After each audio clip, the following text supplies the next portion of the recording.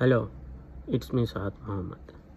നമ്മളെ കാളിച്ചേട്ടനെ അറിയാത്തവരും ഉണ്ടാവില്ലല്ലോ. നമ്മളെ കാളിച്ചേട്ടന് ഈയിടെയായിട്ടൊരു പ്രസ്താവന ഇറക്കി. ടെക്നോളജി എന്താണ് ടെക്നോളജിന്ന് നമ്മളെ പഠിപ്പിക്കുന്ന ഒരു സംഭവമാണത്. അതിനെ പറ്റി അൻസാരി സൂര്യുസ്താദിനെ അറിയാത്തവരും അറിയില്ലല്ലോ. അൻസാരി സൂര്യുസ്താദ് നല്ലൊരു മറുപടി കൊടുക്കുന്നുണ്ട് നമ്മളെ കാളിച്ചേട്ടന് വേണ്ടിയിട്ട്. അത് നമ്മളൊന്ന് കണ്ടോക്കട്ടെ.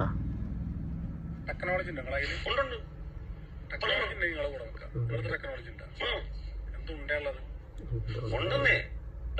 ഉണ്ടെന്നേ. ഈ രാജ്യത്തിന് ഉപകാരപ്പെടുന്ന രൂപത്തിൽ അടിപൊളി ടെക്നോളജി ഞങ്ങളുടെ പിള്ളേരെ കണ്ടുപിടിച്ചിട്ടുണ്ട്.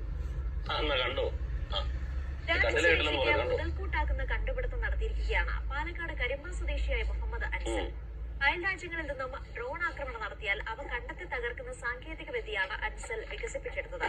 വളരെ കുറഞ്ഞ ചെലവിൽ മികച്ച സുരക്ഷാ സംവിധാനം ഒരുക്കുന്നുവെന്നതാണ് അൻസലിന്റെ കണ്ടെത്തലിന്റെ സവിശേഷത. ഡൽഹി ബിടെക് വിദ്യാർത്ഥിയാണ്. ഇപ്പോ ഡ്രോണുകൾ തകർക്കാനുള്ള ടെക്നോളജി നിലവിൽ തന്നെ ഉണ്ട്. പലപ്പോഴും മിസൈലുകളൊക്കെ അയച്ചാണ്. അതിൽ നിന്ന് അൻസലിന്റെ കണ്ടുപിടുത്തം വ്യത്യസ്തമാണ്. നോർമൽ ഡ്രോൺ ഇന്റർസെപ്റ്റേഴ്സ് എന്ന് പറഞ്ഞിട്ടുണ്ടെങ്കിൽ നമ്മൾ ഡ്രോണ് വരുന്ന സമയത്ത് അത് ഡിറ്റക്ട് ചെയ്തിട്ട് ഇവിടുന്ന് മിസൈൽ ആയിട്ട് ഇന്റർസെപ്റ്റർ ആയി. കാളിച്ചേട്ടനൊക്കെ ഇക്കാലം അത്ര ജീവിച്ചിട്ട് യൂട്യൂബിലും സോഷ്യൽ മീഡിയയിലും വിദ്വേഷം പറയുന്നതിനപ്പുറത്തേക്ക് ഒരു കക്കൂസ് കഴിയുന്ന ബ്രഷ് എങ്ങനെ കണ്ടുപിടിച്ചിട്ടുണ്ടാ? ഇല്ലല്ലോ. കാരണം ഞങ്ങളുടെ വളരെ കഴിവുണ്ട. ഞങ്ങളുടെ മദ്രസയിൽ 5ാം ക്ലാസ്സിൽ പഠിക്കുന്ന കുട്ടികൾക്ക് പറഞ്ഞു കൊടുക്കുന്നത് ഈ രാജ്യത്ത് ജീവിക്കുന്ന ഏതൊരു മനുഷ്യനും അവന്റെ അറിവും കഴിവും രാജ്യത്തിന് ഉപയുക്തമായ രൂപത്തിൽ ഉപയോഗപ്പെടുത്തണമെന്നാണ്.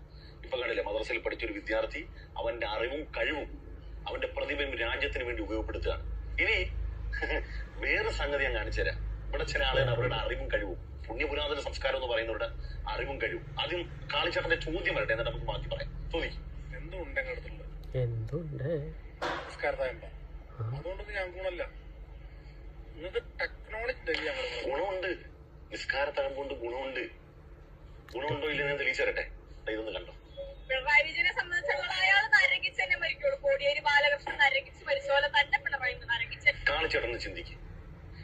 തിരുവനന്തപുരം RCCയിൽ കൊച്ചു കുട്ടികളടക്കം 4-5 വയസ്സുള്ള ചെറിയ കുട്ടികളടക്കം ക്യാൻസർ രോഗികളായ ആളുകളുണ്ട്.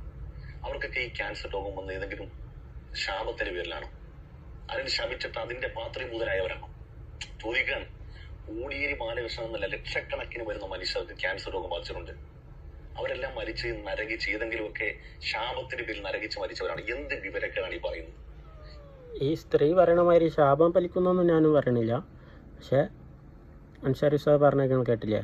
ബാക്കിയും കൂടി കേൾക്കട്ടെ നമുക്ക്. ഇവര് ഏത് സ്ഥലത്ത് പോയാണ് ഇവർക്ക് ഈ ആശയങ്ങൾ കിട്ടുന്നത്? ചോദിക്കാൻ ഞാൻ ആ സംഘടന ഒന്നും പേര് പറയാത്തത് എപ്പോഴും അത് പറയുന്നതിന് അശ്ലീലമായതുകൊണ്ടാണ്. കാളിച്ചേട്ടനെ ചിന്തിച്ചു വന്നു.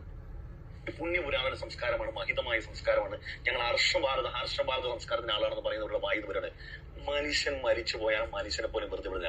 അയാൾ നരകം എന്തൊക്കെ പറഞ്ഞാലും കോടിയേരി ബാലകൃഷ്ണനാണെങ്കിലും മുഖ്യമന്ത്രിയാണെങ്കിലും നമുക്ക് രാഷ്ട്രീയപരമായി വിയോജിപ്പുണ്ടെങ്കിലും അവരെ കൊണ്ട് ഏതെങ്കിലും ഒരു തരത്തിലുള്ള നന്മ, ഏതെങ്കിലും ഒരാൾക്ക് ഗുണം ഉണ്ടായിട്ടുണ്ടല്ലോ.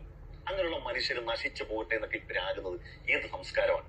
നിങ്ങൾ ചോദിച്ചില്ലേ നിസ്കാരത്തഴമ്പുള്ള ഏതെങ്കിലും ഞങ്ങളെ ഏതെല്ലാം ആളുകൾ ദ്രോഹിക്കുന്നു? ഇപ്പൊ ഉദാഹരണം പറഞ്ഞാൽ സുരേന്ദ്രൻ ജി തന്നെ അദ്ദേഹത്തിന്റെ ചായക്കകത്ത് ഈച്ച വീണാല് അദ്ദേഹം മുസ്ലിങ്ങളെ കുറ്റപ്പെടുത്തും.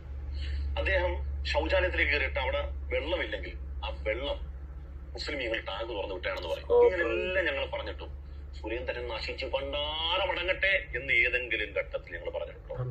ആരെങ്കിലും നരകിച്ച് ചത്തതുപോലെ രസിത പാലക്കുല ആരെങ്കിലും നശിച്ചു പോകട്ടെ എന്ന് ഞങ്ങൾ ആരെങ്കിലും പറഞ്ഞില്ല, പറയത്തില്ല. ഇവിടെ RSSന്റെ നേതാക്കന്മാര്, ഇവിടെ ക്രിസ്സംഖികൾ, ഞങ്ങൾ അവരോടൊക്കെ ദാർശനികമായാണ് ചർച്ച ചെയ്യുന്നത്. ഞങ്ങൾ അവരോടൊക്കെ സമ്മതിക്കുന്ന മാന്യമായാണ്, അല്ലെ? ഏതെങ്കിലും ഒരു ഘട്ടത്തിൽ പ്രാകുകയും ശപിക്കുകയും ചെയ്തിട്ടുണ്ടോ? ഇങ്ങനെ നരകിച്ചാണ് ചാകുന്നത്, നരകിച്ച് ചാവട്ടെ.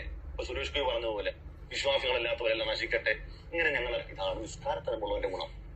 ആ നിസ്കാരത്തലമിന്റെ സ്ഥാനത്ത് ഒരു ചന്ദനക്കുരി തൊടുമ്പം അതിനൊരു മഹത്വം ജനങ്ങൾ കാണണമെങ്കിൽ വായിൽ നിന്ന് വരുന്നത് ഈ നെറ്റിത്തളത്തിൽ ഈ ഒരു യഥാർത്ഥ ഹൈന്ദവന്റെ അടയാളം ഈ നെറ്റിത്തളത്ത് കാണുമ്പോൾ അവന്റെ നാവിൽ നിന്ന് വരണം. ഇല്ലെങ്കിൽ ജനങ്ങൾക്ക് എന്താ പഠിക്കാനുള്ളത്? അപ്പൊ നിസ്കാരത്തിന് കൊണ്ടുള്ള ഗുണം പറഞ്ഞത് അങ്ങനെ ഒരു വർത്തമാനം ഞങ്ങളുടെ ആരും മൈന്ന് വന്നിട്ടില്ല. ടെക്നോളജിയാ വന്നിട്ടില്ല. ചേട്ടന് കാര്യങ്ങൾ മനസ്സിലായില്ലേ? അങ്ങനെ എല്ലാം ഇങ്ങനെ വ്യക്തമായിട്ട് മനസ്സിലായാൽ മതി. ഓക്കെ,